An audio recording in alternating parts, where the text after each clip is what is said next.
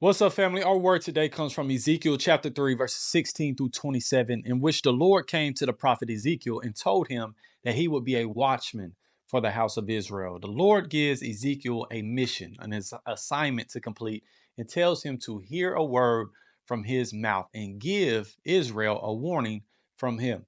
In verses 18 through 21, the Lord tells him, "When I say to the wicked, you shall surely die, and you give him no warning, nor speak to warn the wicked from his wicked way to save his life, that same wicked man shall die in his iniquity, but his blood I will require at your hand. Yet, if you warn the wicked, and he does not turn from his wickedness, nor from his wicked way, he shall die in his iniquity, but you have delivered your soul." Again, when a righteous man turns from his righteousness and commits iniquity, and I lay a stumbling block before him, he shall die.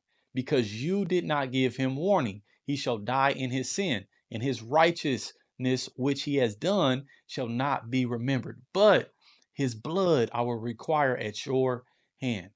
Nevertheless, if you warn the righteous man that the righteous should not sin, and he does not sin, he shall surely live because he took warning.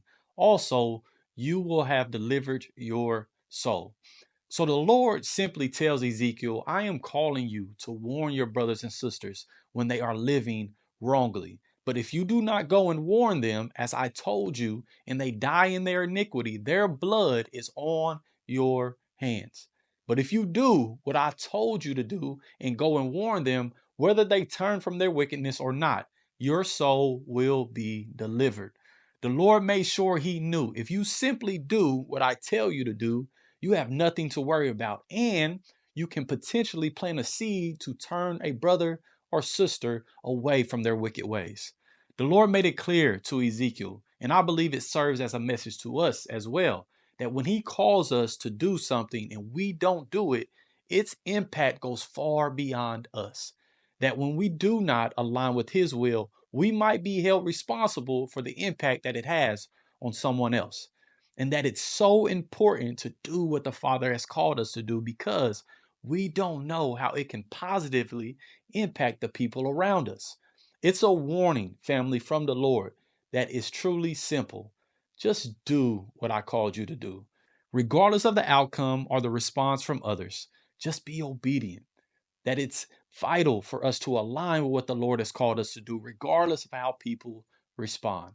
We have no clue how our obedience or our disobedience is impacting the world and our brothers and sisters around us. We just focus on what the Lord told us to do. As Ezekiel was given a mission, an assignment, so are we. Let's continue to go to the Lord daily to hear exactly what he is calling us to do and how he wants us to love him with all our heart, soul, and mind, and love our neighbor as ourselves through our words and our actions. I love you guys. Shalom. Peace.